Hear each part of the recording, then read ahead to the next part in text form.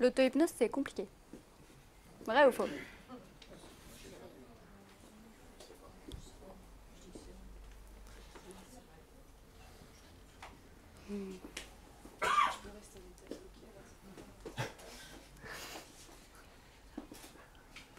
On a des matelas, Bah non. des sofas. Tu veux qu'on le fasse Ah. Bonne remarque. Au fond. Ça, il me semble logique. Hmm? Qui sait, on ne peut pas répondre à cette question tant qu'on n'a pas essayé. nous? Oui. Mais On a tu déjà un connais volontaire. Quelqu'un qui a essayé et qui trouve ça mais facile et qui l'explique. Moi, je suis comme Saint Thomas, moi, je préfère voir. J'ai une personne qui me disait, je suis comme saint Thomas, je ne vois que ce que je crois. C'est pas mal quand même. Hein. Pas mal, Attention à ne pas intégrer les bonnes suggestions qui vont venir après. Confiance en soi et lâcher prise. Mais on s'en fait à longueur de journée des suggestions. Ah ouais. Non. En fait, si on vivait sous hypnose, sous autosuggestion, Bah, il me semble. Ben oui. qu'est-ce que tu te dis tous les jours, toi?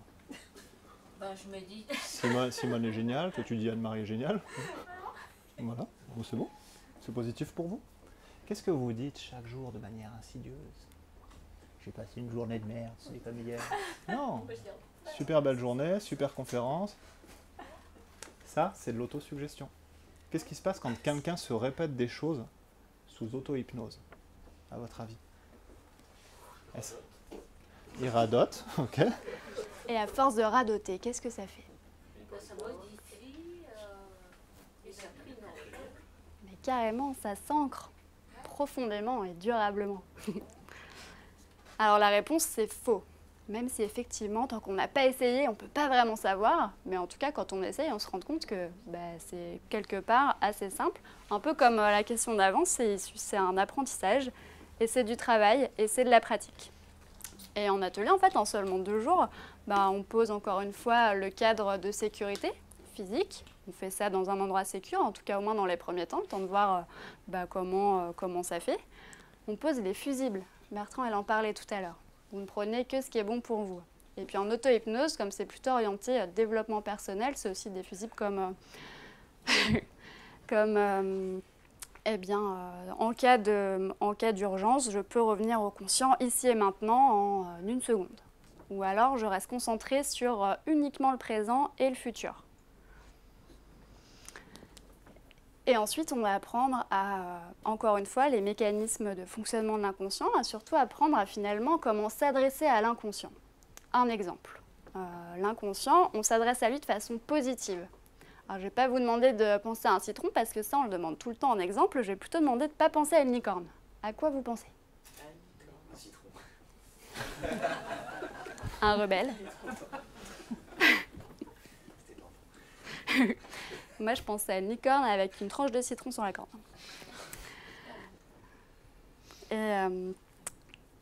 Et donc, une fois qu'on sait s'adresser à l'inconscient, on apprend comment finalement rentrer tout seul dans cet état d'hypnose, conduire la séance et puis ressortir de l'état tranquillement. Et l'idée ensuite, c'est de pratiquer. On commence d'abord par de petits objectifs de développement personnel. Il ne faudra quand même pas changer notre vie de façon positive en une seule fois et d'un seul coup. Ça sert l'auto-hypnose?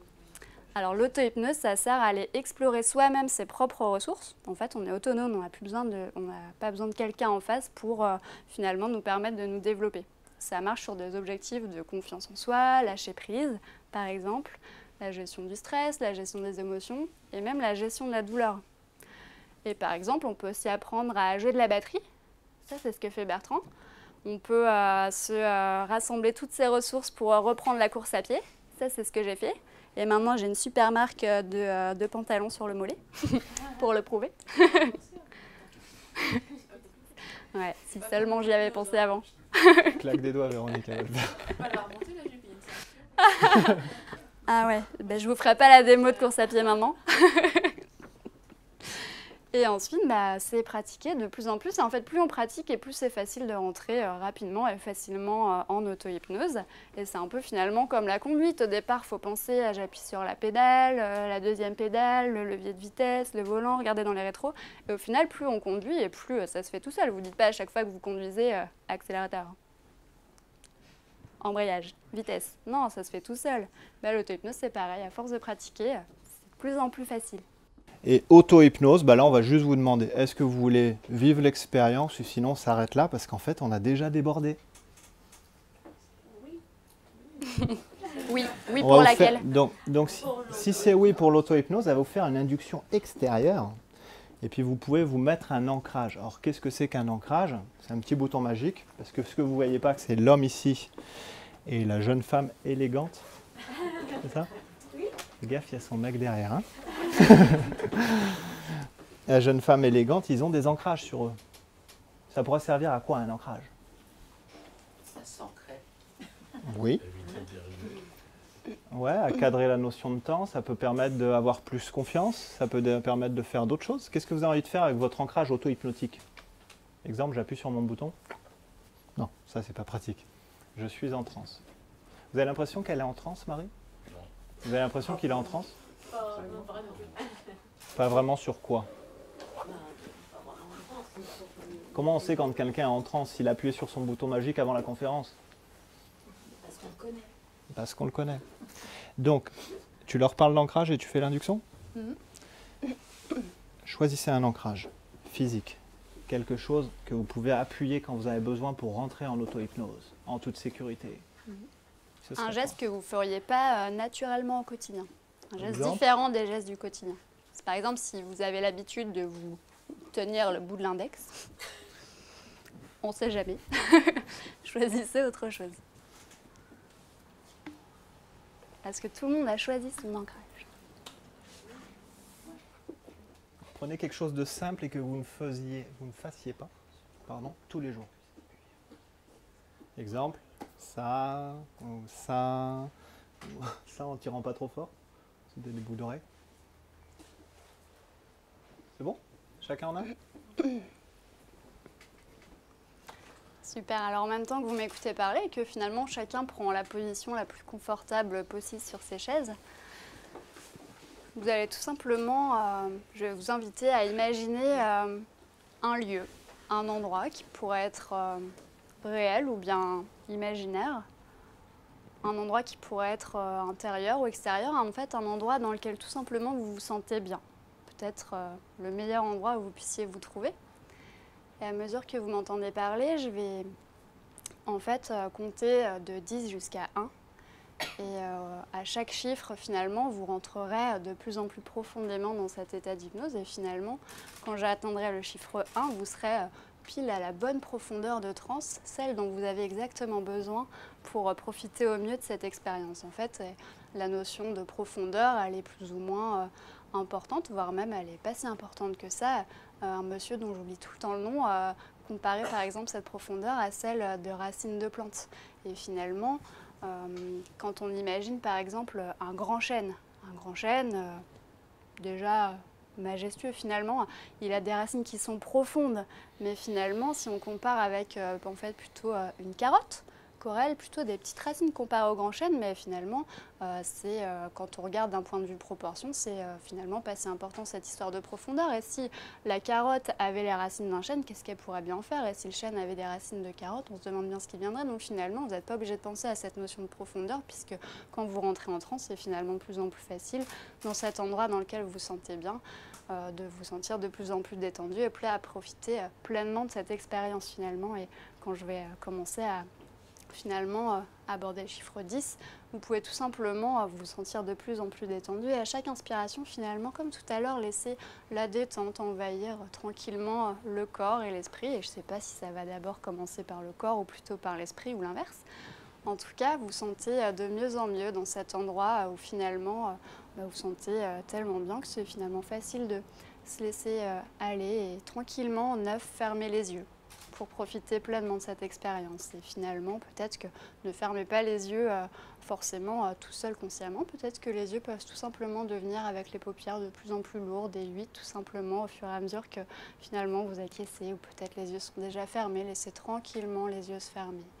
Profitez pleinement de cette expérience ou bien surtout laissez les yeux grands ouverts, mais alors à ce moment-là il faut absolument laisser ouvert et ne plus cligner des yeux pendant toute l'expérience et finalement au chiffre 7 vous sentir de plus en plus détendu et finalement profiter de cet endroit où tout est possible et rentrer de plus en plus profondément dans cet état où finalement, au chiffre 6, vous êtes en sécurité avec cette confiance que vous accordez à l'esprit pour maintenir le corps stable et en équilibre et finalement dans cette situation confortable.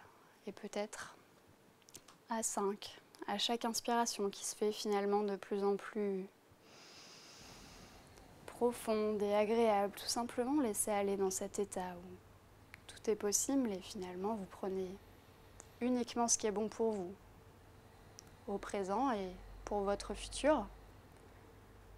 Et 4, plongez de plus en plus profondément dans cet état où vous êtes de plus en plus détendu. Et peut-être que vous pouvez d'ailleurs sentir au niveau du visage que les traits se détendent de plus en plus. Le front, les pommettes, même le nez se détend et peut-être qu'un sourire inonde déjà votre visage alors que finalement le corps se détend de plus en plus et de plus en plus facilement et de mieux en mieux. Et peut-être qu'à 3, c'est intéressant de sentir qu'il se passe déjà finalement quelque chose dans le corps. Et je me demande si c'est plutôt une sensation de légèreté ou bien une sensation de lourdeur et tout simplement sentir que c'est peut-être même à cet endroit spécifique du corps. Peut-être dans le corps entier à 2, cette profonde inspiration qui nous indique que finalement vous rentrez de plus en plus profond et à la profondeur qui vous est agréable dans cet état d'hypnose et à 2.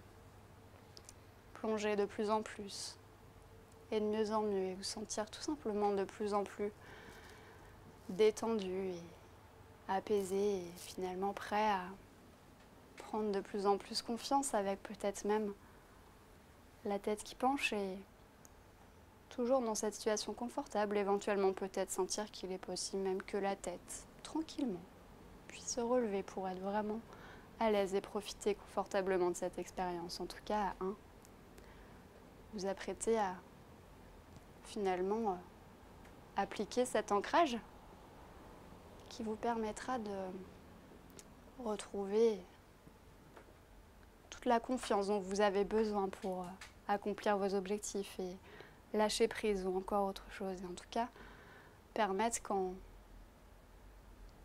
vous appuierez sur cet ancrage et ferez ce mouvement, une fois sorti de cet état d'hypnose, tout simplement retrouver cet état de confiance, de lâcher prise.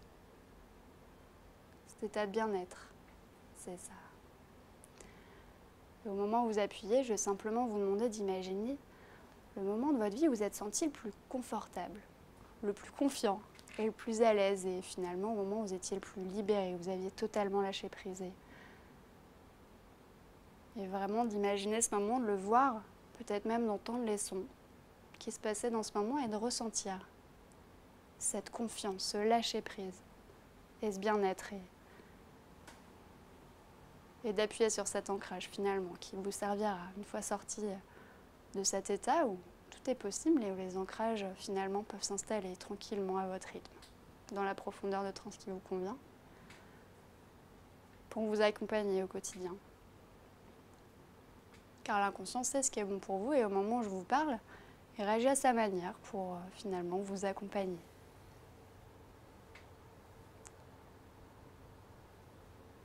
Et je vais maintenant compter de 1 jusqu'à 10 et quand je prononcerai le chiffre 10, vous sortirez totalement d'hypnose, vous reviendrez ici et maintenant avec toutes vos capacités.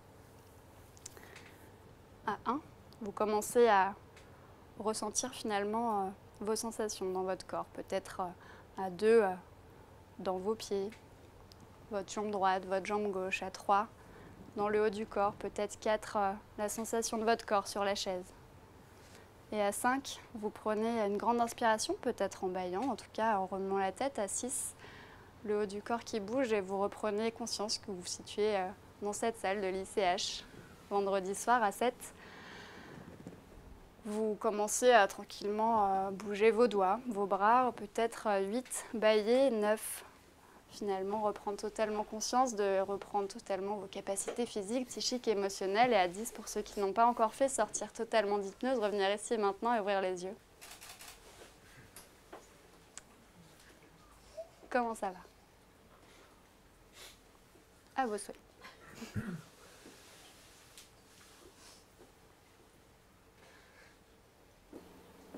Ça va, Marion? Parti loin? T'es revenu? Tout le monde est bien revenu dans la pièce? À l'ICH Lyon? Donc il y a deux manières de rentrer en auto-hypnose. Vous pouvez suivre un même chemin, une induction, et vous le faire vous-même et provoquer des phénomènes. Ou deuxième, il y a l'ancrage. Là, ce que vous a fait Marie, en fait, c'est un cadeau en termes de confiance en soi. C'est d'utiliser votre ancrage. Utilisez dans la situation où vous en avez besoin, en toute sécurité. Vous prenez que ce qui est bon pour vous sur ce que vous avez appris durant la séance, durant le cabinet public. Wow. Dès que je parle, tu bagues. Bon, dis donc. Ah oui, non, mais c'est sublime. C'est quoi qui est sublime? Je suis bien, moi. Génial. On a des sofas, des sièges. Tu peux faire ça chez toi en sécurité aussi. En tout cas, c'était un plaisir de t'avoir ici. Alors, s'il y a un ancrage sur la voix, moi je le coupe, l'ancrage. Comme ça, tu es totalement autonome. Et pareil pour vous aussi. Donc, on vous remercie.